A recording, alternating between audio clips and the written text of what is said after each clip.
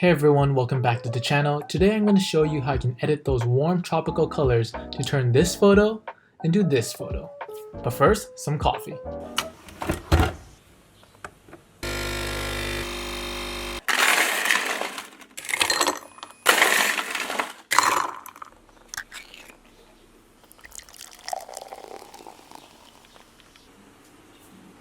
Alright, now that we got some coffee, the look that we're going for today is one that I used in these set of photos, which makes it look like we shot it in a warm, lush, tropical villa in Bali. But in reality it was shot in downtown Bangkok. This is my first editing video, so bear with me with my attempt. Enjoy, follow along, and please excuse the pimple on my face. It's been a stressful week. Here is the photo that we're going to be working with today. This is a photo of my model friend Amy. Thank you for having us work with your photo. Anyway, let's dive straight in. So the first thing I want to do is adjust the lighting. So for this photo I really want a moody look, so we're going to adjust the exposure, move it down. That looks pretty good. Make it look dark and moody. Yeah, there we go. Looks like we're in like the Amazon rainforest. Contrast, we won't touch that yet because we're going to use the point curve later on. We're going to boost up the highlights, the brightest parts of the photo. So that'll be her skin. We want her skin to pop out. That looks pretty good. So here, shadows, we do want to see the texture of her hair. So I'm just going to bump that up as well. It looks pretty good for now. And the whites is also part of her skin, so let's see if we bump that up. That's pretty good. We don't want to make it too bright. And for the blacks, let's move that back down, give it a more contrast look. Yeah, so you can see here, you can still see the texture of the hair, but just make it darker. Yeah, okay. So let's see how far we've come. Look at that. Look at that. That looks really good. It's getting there. Anyway, let's move on to the point curve. So in the point curve, the left side is the lightest parts of the photo, so that'll be her skin. The left side is the darkest parts of the photos. Oh my god.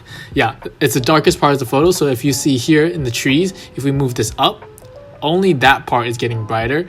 And if we move it down, see, it's focusing on that part. On the right side is the brightest part of the photo. So if we see here, brighter, darker. Okay, anyway, when I first start on a point curve, I like to make 3 points. 1, 2, 3. That way I can adjust these individual segments. So in a look like this, usually what people do is they boost up the blacks, so make it look matte. So if we zoom in here, you can see that if we shift this up, the blacks become more matte looking, and that's what we want for this particular look. Let's move that up, and I do want that black to retain that dark rich blackness. So we're gonna move this down. Okay, let's see how it looks so far. Cool. Okay, we might boost this up just to make everything a bit more brighter. There we go. Perhaps if we move, we're gonna keep that there, that's fine. So all we're doing is actually just moving the bottom part of this image, of this point curve. So let's just do that again. Yeah, give it that matte look. So before and after, you can see that it becomes more like film-like. Moving on to the red one, it's the same exact thing. So the darker parts of the photo and the lightest part. And I just want to make this one look a bit more reddish. Yes, that's pretty good. We're going to adjust the skin tones later, but we're just going to keep at that. Same thing here, I want to keep it more blue. Sorry, more green. That looks pretty good. Yeah, there we go. We're not going to touch this because we're going to go on to the temperature. So we're working on the color now. So I do like to keep it more yellow, the more warmer tone, give it that tropical richness. So we're going to fix the skin tones later. We're going to go at 12, that's fine. Tint, we're going to give it a bit more pinkish look. Okay, good. So here, vibrance and saturation. So what's the difference?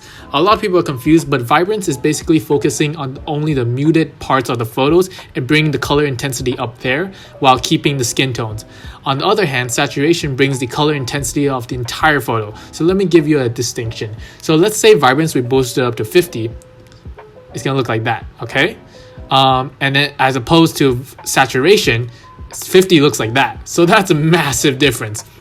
Yeah, so what we're going to do is we're actually going to lower the saturation and boost up the vibrance. That way we can focus on like the color intensity of the greens and her lips and just like the most like muted parts of the photo. Okay, cool. Next thing we're going to do is color mixer. Color mixer where you can adjust the individual colors. So looking here, her skin tone, we can use this eyedropper tool. Okay, her skin tone's on the orange spectrum, so we're gonna adjust that, and I do want to make it look more pinkish.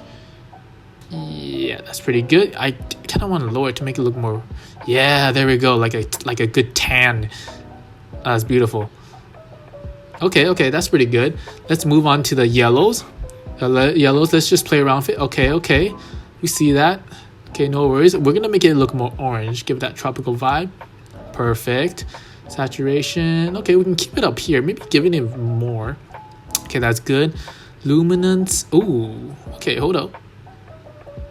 I think I like it like this, just like nothing too poppy, bright, colory, and to give it more mood, you know. A lot of times these edits is just trying things out, as you can tell.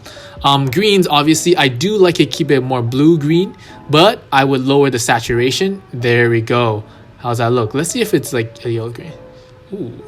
Yeah, actually, maybe a yellow-green looks better here. We're gonna keep it at that, and then, yep, that's fine. Make it a bit more brighter.